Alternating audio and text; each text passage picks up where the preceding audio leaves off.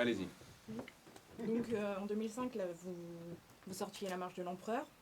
Aujourd'hui, vous revenez avec... oui, c'est ça, avec l'Empereur. Donc je suppose qu'il y a eu un certain nombre de changements entre hier et aujourd'hui, quand vous êtes parti tourner en Antarctique. Donc quel est votre constat et comment imaginez-vous l'avenir sur ce continent, pour ce continent?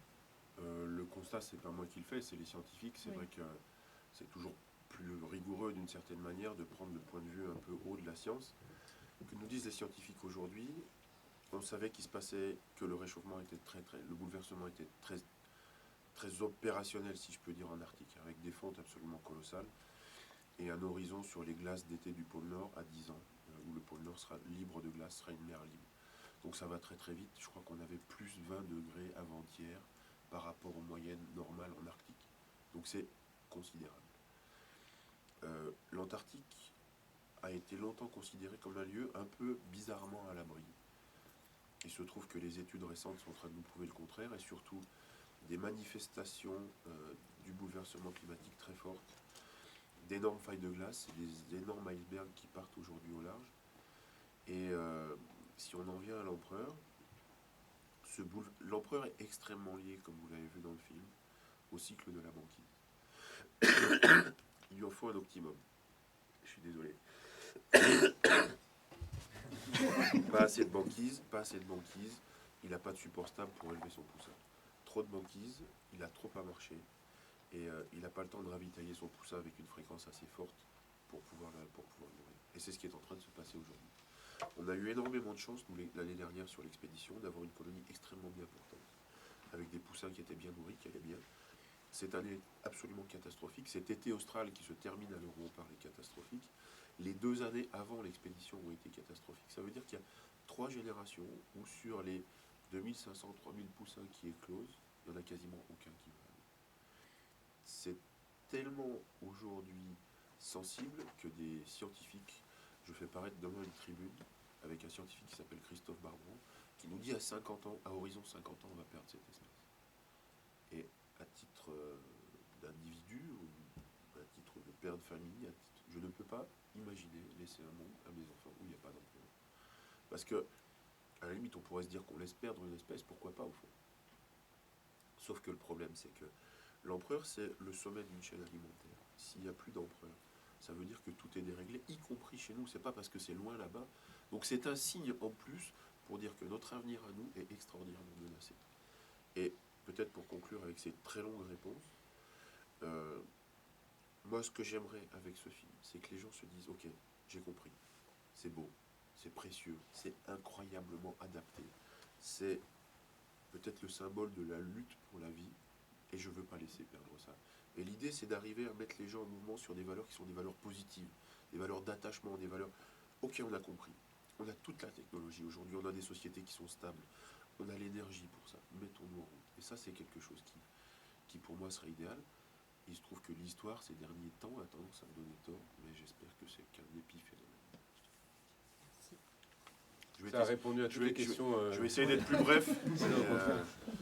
C'est un sujet qui, comme vous l'avez vu, me tient un peu à cœur. Alors, merci pour cette réponse. Déjà, moi j'avais une question. Donc, on disait que vous aviez tourné il y a 12 ans un premier film, La Marche de l'Empereur. Là, vous êtes allé tourner l'Empereur.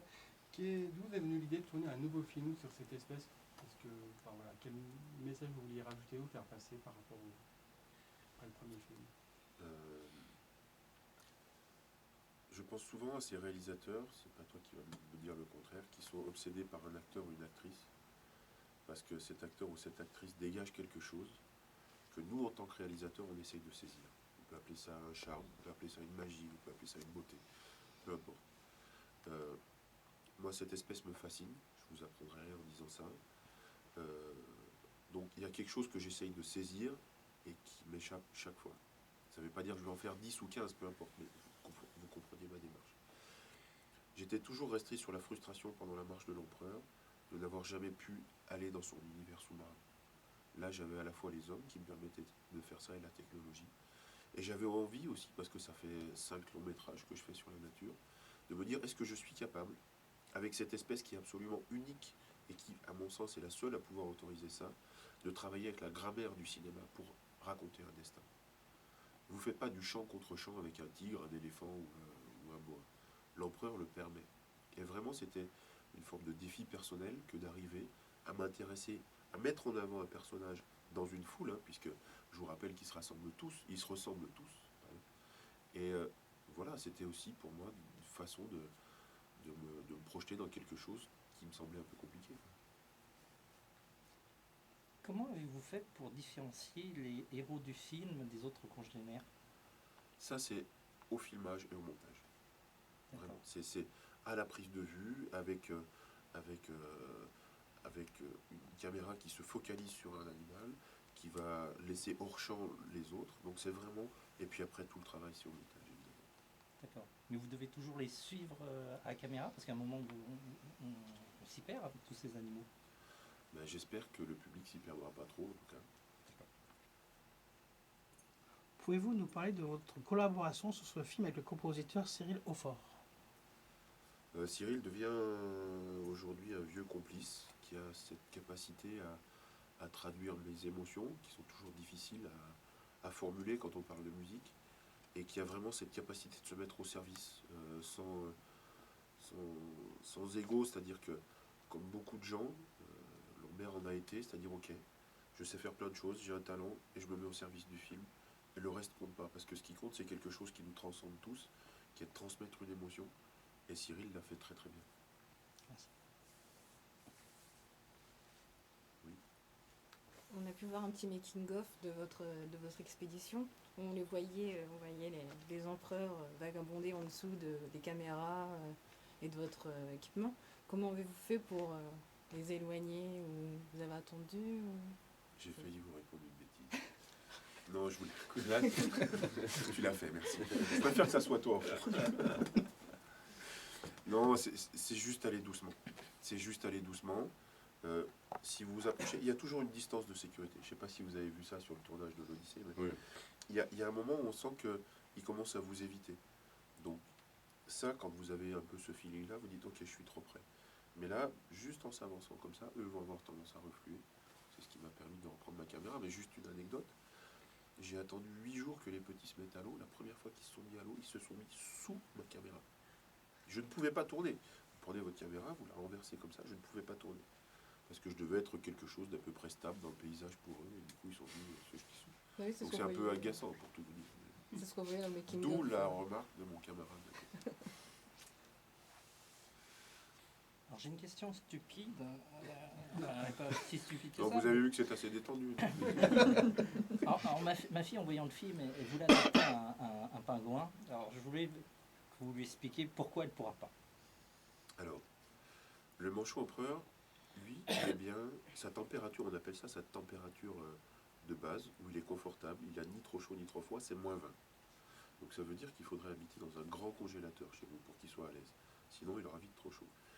Après, c'est un animal, comme vous l'avez vu, qui est un animal océanique. Donc, il n'y a rien qu'il aime autant que nager et nager profond. C'est un deuxième point. Et le troisième point, c'est que c'est un animal qui mange du poisson, des poissons très particuliers, qui vivent en Antarctique et seulement en Antarctique. Et ça va vous faire cher d'envoyer des bateaux pour aller pêcher jusque là-bas. Et le quatrième point, c'est que les animaux sauvages sont tellement beaux dans leur milieu naturel que je ne crois pas que ça soit une bonne idée. Merci pour votre réponse. Ça va aider. Vous aurez des arguments comme ça.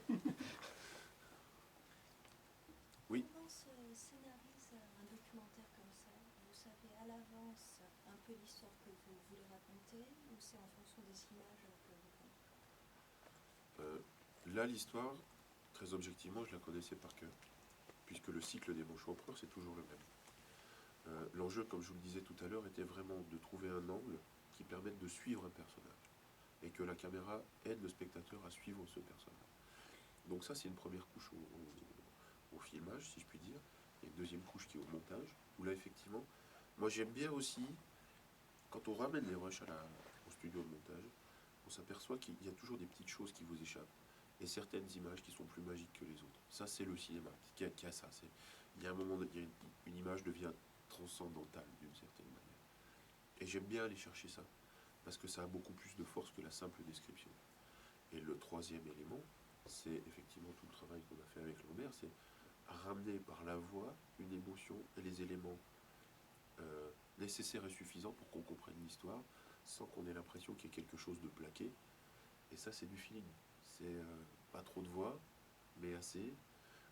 Faire passer un maximum de choses par le jeu de l'acteur, qui économise des phrases, qui économise des adjectifs. Et c'est en ça que c'est intéressant de travailler avec quelqu'un comme Lambert, c'est-à-dire qu'il va vous dire sur une expression ce qu'il aurait fallu des phrases de description pour arriver à amener ça au spectateur. Justement, c'est une question sur le travail ensemble, donc Lambert et Luc. Comment est-ce que, à quel moment Lambert Wilson vous êtes arrivé sur le projet, et puis du coup comment s'est passé le travail, est-ce que vous avez été impliqué de bout en bout sur le film, vous avez travaillé ensemble sur toute la production, vous êtes peut-être allé sur le tournage, je pense, comment s'est passé le travail? Ah, j'aurais bien aimé. Non. Moi, je suis arrivé très tard, puisqu'en fait, le film était déjà monté. Et Luc avait préparé le texte, qu'il a continué vraiment à écrire jusqu'au dernier moment. Vraiment jusqu'au dernier moment. Ce qui est particulier dans ce travail-là, c'est que les metteurs en scène qui font des films qui leur prennent énormément de temps, qui vivent avec les mots qui vont accompagner ce film, qu'ils enregistrent souvent eux-mêmes, d'ailleurs, dans une première version, ont une attente très particulière, parce qu'en fait, comme disait Luc, ça va vraiment être le vecteur de l'émotion et aussi de certains concepts. C'est-à-dire qu'il n'y a pas simplement l'émotion, elle est véhiculée immédiatement par les images, mais il y a des informations qui passent par la voix, et ça nécessite à ce moment-là une phase très précise de direction d'acteur pour que le metteur en scène retrouve son rêve d'une certaine façon. Parce que c'est ça, parce que lui, il a vécu très longtemps avec ça. Il a entendu ces commentaires, il les a imaginés, peaufinés au fil des mois. À un moment donné, il les met en forme plus ou moins définitive, parce qu'il faut bien enregistrer, ça s'arrête. Mais c'est pas comme un...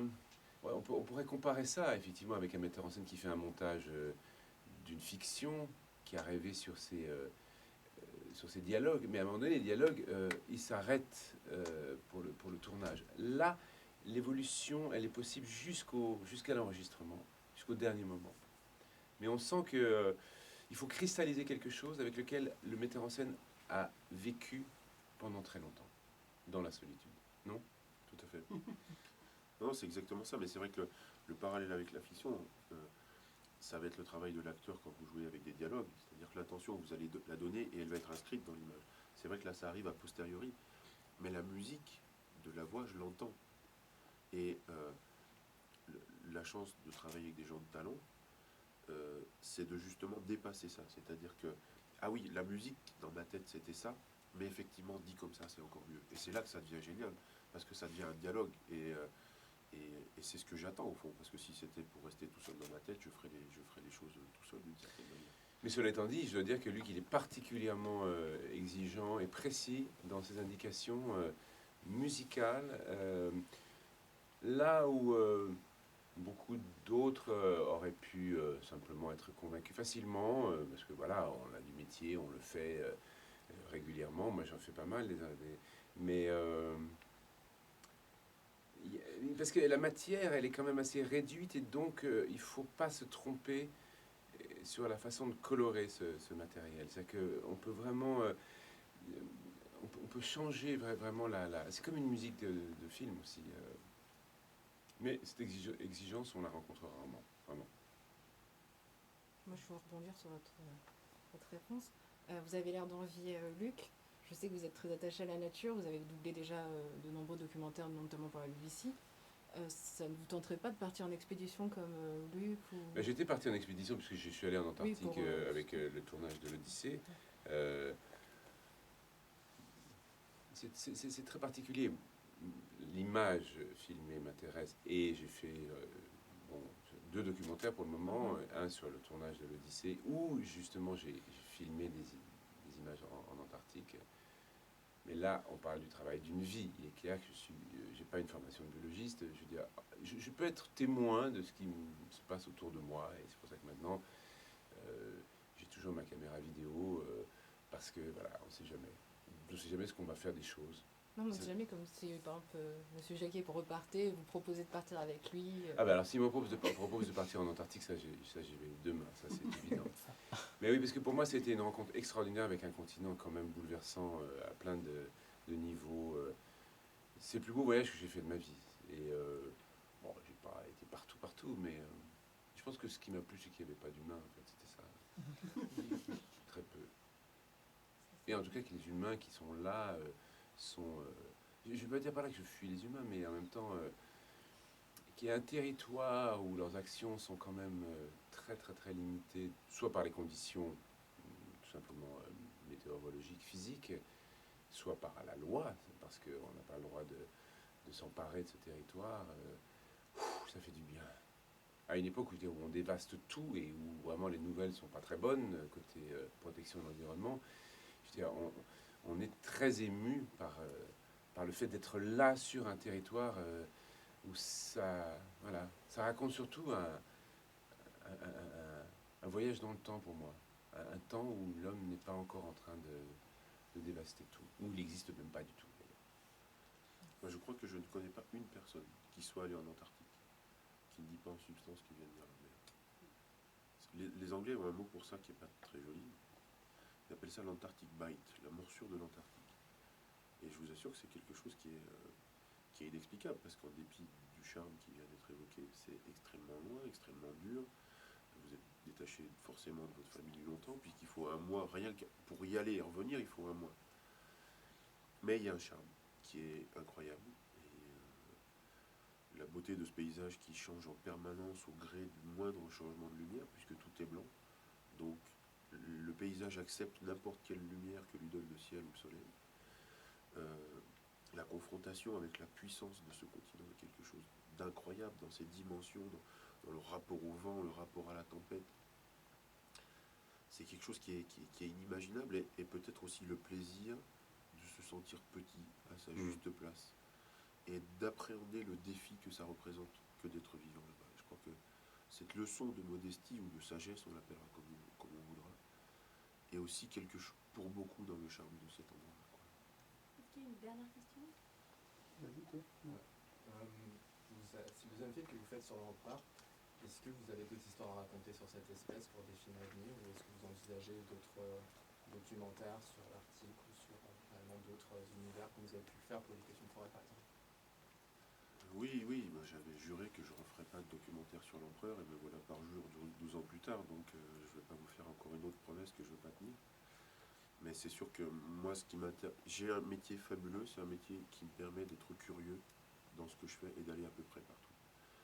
Après, il y a une dimension qui est plus militante, qui est effectivement cette mobilisation pour la biodiversité, pour un monde qui soit vivable. Donc ça, c'est quelque chose qui m'agite beaucoup, et je crois que je suis toujours tiraillé entre l'amour que j'ai pour le cinéma, que ce soit les films de fiction, que ce soit des films plus écrits que celui-là, dans un genre différent, et ce plaidoyer permanent que j'ai, voilà, donc oui, je dirais probablement en Arctique. Je devais faire le passage du Nord-Est cette année.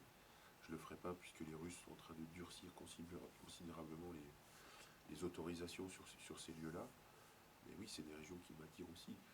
Différemment, parce qu'il y a tout l'aspect culturel qu'on n'a pas du tout en Antarctique. L'homme habite l'Arctique depuis très longtemps, et donc il y a une tradition, un rapport aux choses qui, moi, me manque un peu maintenant dans le Sud. J'aime bien quand tu dis dans le sud. Pardon. Merci beaucoup. Merci à vous tous. Merci à vous tous. Oui.